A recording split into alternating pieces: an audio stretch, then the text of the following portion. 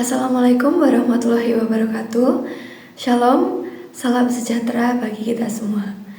Yang saya hormati Ibu Raida selaku guru bahasa Indonesia serta teman-teman sekelas yang saya banggakan. Puji syukur kita ucapkan kepada Tuhan Yang Maha Esa karena atas anugerahnya kita semua saat ini ada dalam keadaan sehat. Pada kesempatan ini, izinkan saya untuk menyampaikan pidato yang telah saya persiapkan.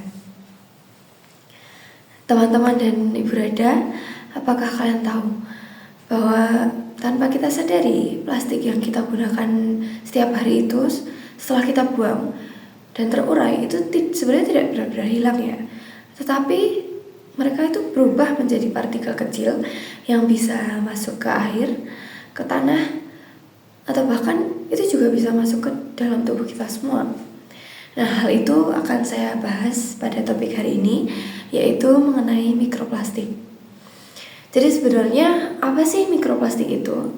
Mikroplastik itu adalah partikel-partikel plastik kecil yang terbentuk dari plastik yang lebih besar atau produk yang berbahan plastik yang terurai di alam.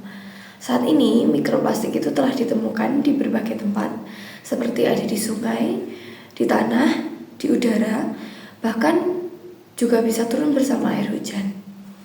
Berdasarkan Badan Riset dan Inovasi Nasional atau BRIN, itu ditemukan bahwa mikroplastik itu telah terbawa hingga di air hujan. Nah, hal ini tuh menunjukkan ya bahwa mikroplastik itu sebenarnya telah mencemari lingkungan sekitar kita. Bahkan sampai di udara yang kita hirup sehari-hari itu ada mikroplastiknya. Nah, keberadaan mikroplastik ini menjadi masalah serius ya, karena ukuran mikroplastik ini sangat kecil, sehingga sangat mudah masuk ke lingkungan dan sangat sulit disaring.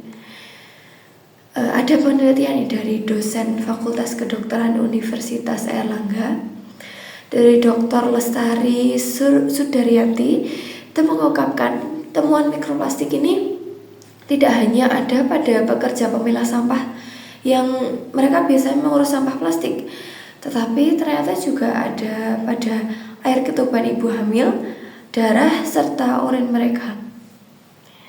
Nah, masalah mikroplastik ini sebenarnya tidak lepas dari tingginya kebiasaan kita dalam menggunakan plastik di kehidupan sehari-hari, terutama plastik sekali pakai.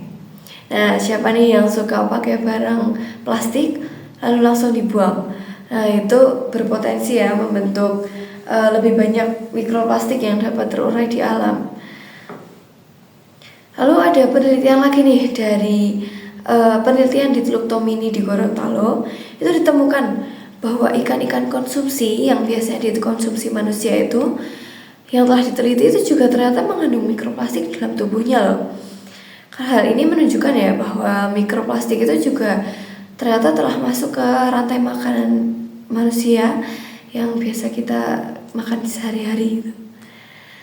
Solusi utama untuk mengatasi pencemaran mikroplastik itu salah satunya adalah dengan mengurangi penggunaan plastik, khususnya itu adalah plastik sekali pakai ini. Jadi sebenarnya kenapa sih kita harus mencegah mikroplastik? Timbul pertanyaan ya, sebenarnya bukannya ukurannya itu kecil sehingga tidak berbahaya.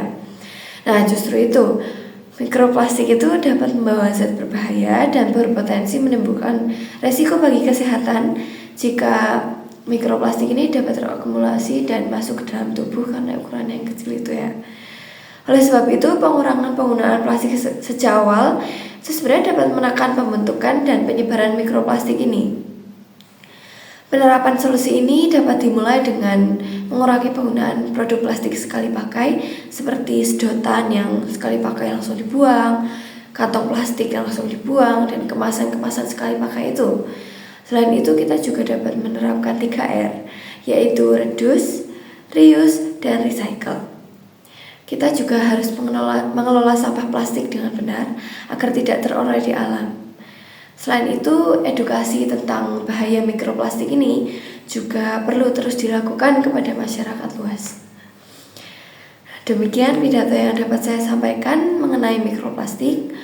Melalui pemahaman ini, sudah saatnya kita lebih bijak dalam menggunakan plastik dan mulai peduli terhadap dampaknya bagi lingkungan dan kesehatan. Semoga apa yang saya sampaikan saat ini dapat menambah wawasan kita dan bermanfaat bagi kita semua. Atas perhatian Ibu Raida dan teman-teman sekelas, saya ucapkan terima kasih. Wassalamualaikum warahmatullahi wabarakatuh. Shalom.